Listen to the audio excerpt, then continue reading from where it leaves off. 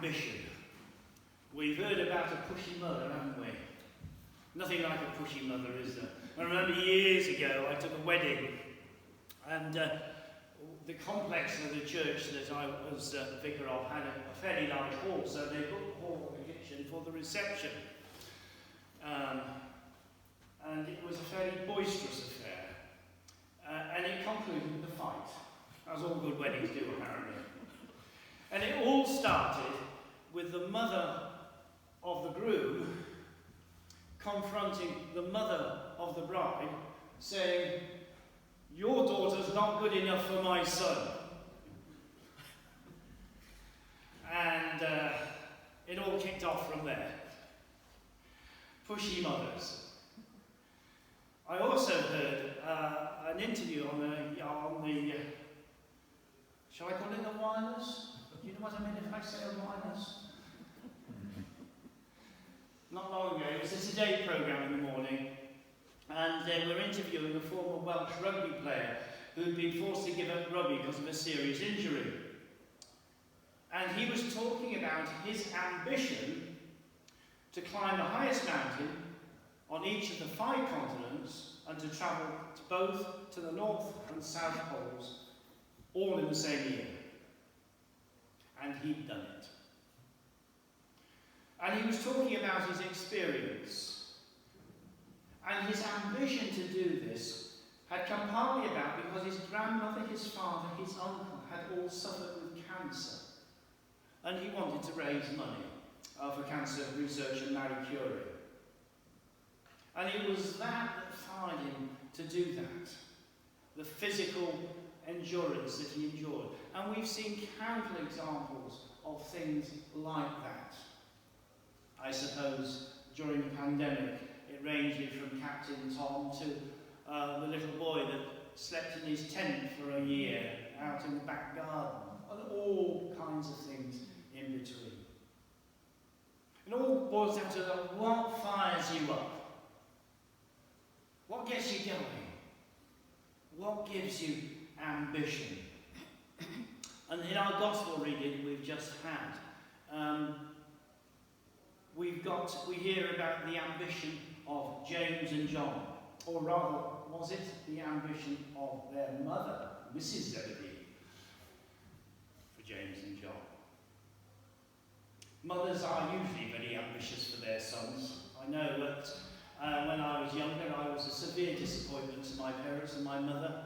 That didn't turn around in the end, but they were very proud of me, I know they were. And can you imagine not being proud of children? It's difficult, isn't it? And so we've got James and John. They're 2 brothers. They're the sons of Zebedee. They're Galilean fishermen, as we know. They're apostles and 2 of the first followers of Jesus. And this is James. Now, it's not the 2 James when we listen in the Gospels. And this is James the Greater, called the Greater, to distinguish him from James the Lesser. We have a problem already, don't we? And James the Lesser is deemed to be the half-brother of Jesus, who's the leader of the church in Jerusalem, and possibly wrote the letter of James. We don't know that. Well, we're talking about James the Great here. His ambition was to live up to his name, to be great. When you ask, I was asking my grandchildren what their ambition was. And I was quite proud actually, because one of them said, "I just want to be happy." But if you ask them, what do they want to be? They don't want to be engine drivers anymore, do they? Or firemen, or firefighters, I'm supposed to say, aren't I? They want to be YouTube stars. And lots of money. My eldest grandson even said he wanted to be a pilot, so I was quite pleased about that. But they want lots of money. How big a Lamborghini can I have, and how many of them can I get? And you ask kids today, and their ambitions are very different from what ours were. And here we have James wanting to be great. And Matthew records, doesn't he, that the other disciples got a bit angry because James and John's mother, Mrs. Zebedee, came to Jesus and said, look, when the revolution happens, and when you're king, and when you're in charge of all the power, I want the best seats in the cabinet for my two sons. One on the left and one on the right. The Foreign Secretary and the Home Secretary went on the Prime Minister. That's the equivalent. When you've defeated the Romans, when Israel has got its freedom back again, when we're an independent state, we're not talking about Scotland now, we're talking about Israel. When we're an independent state, and you have the power, I want my sons to be there at the top. That's my ambition for them. She didn't understand what Jesus was about any more than the disciples did at that stage. But the other disciples, we're told, were angry. Now, were they angry because they did understand? No, I suspect they were angry because they didn't get in first. Because when somebody leapfrogged you, just like within the cabinet, vying for the position to get the best possible deal, the best possible salary, and the most power, I've never really understood that power thing. Why anybody who wants a Prime Minister is completely beyond me. But some people want power. And here we have Jesus who challenges them. And perhaps the request of James and John, he's reminded perhaps of the words of Jeremiah to Barak, his secretary, who wanted to be ambitious. And he says, and you, Barak, do you seek great things for yourself? Do not seek them, for I am going to bring disaster on every living person. This was just before the invasion of Jerusalem. Now, Jesus isn't saying that ambition is wrong, but it's the focus of the ambition that Jesus is challenging. Because he says, if you want to be great, well, if you want to be great, then you must be a servant. If you want to be the first, you must be the slave of all. And the honour in my kingdom will go to those who drink the cup that I will drink and accept the baptism with which I will be baptized. And Jesus was talking about the cup of suffering, the baptism of shame, and the rejection of the cross. If James wanted to be truly great, James the Great, then his ambition would be one of service rather than personal glory. And Jesus said he's the one who came to serve and not to be served. The ransom for many, to give his life as a ransom for many. When my youngest son, who incidentally his name is James, was at university, we didn't hear from him for weeks and weeks. So my wife wrote him a letter saying, a little postcard saying, if you've been kidnapped, we're not paying the ransom. And he phoned her up there.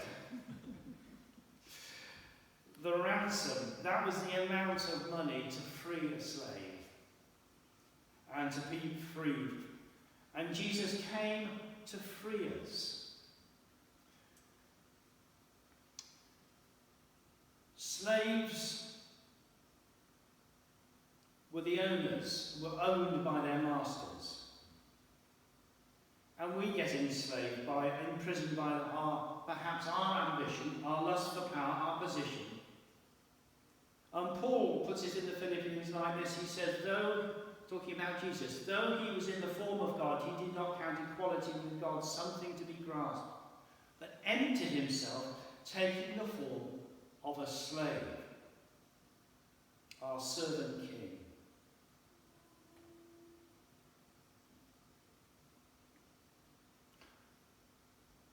We think that being a slave means that we're nothing.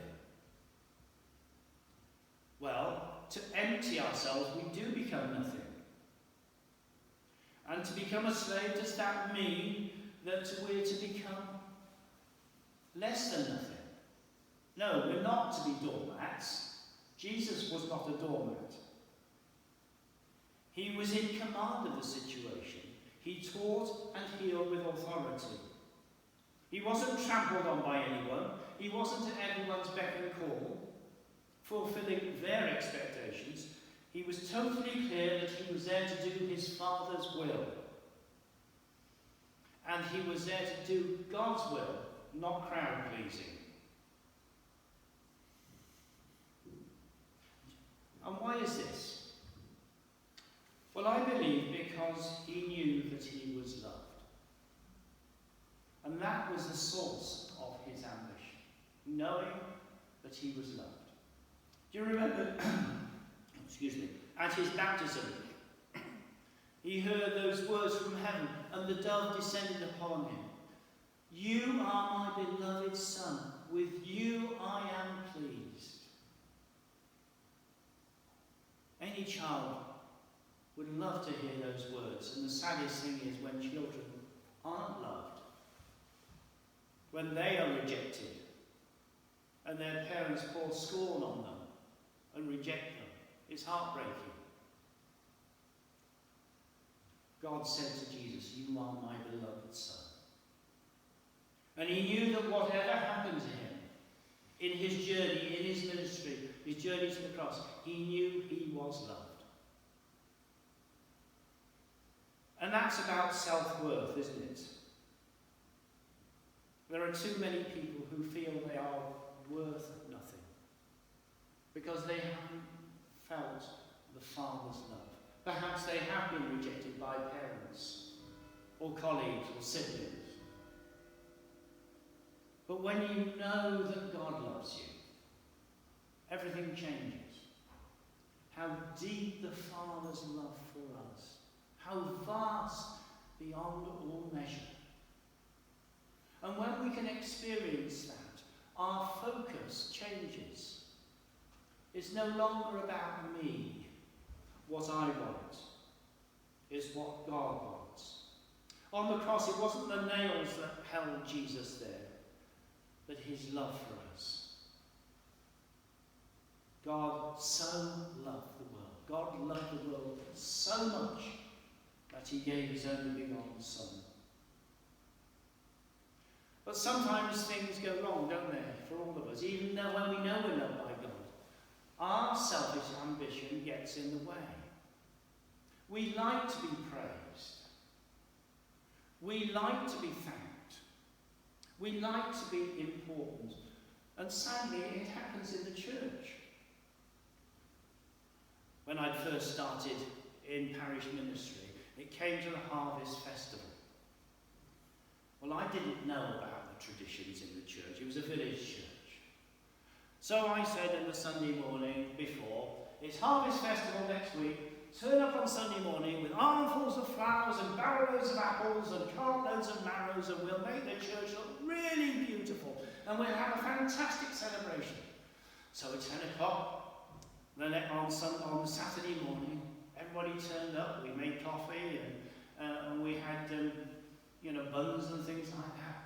And everybody worked very hard. The music group were practicing and people were joining in the songs as they were decorating. I thought, this is wonderful.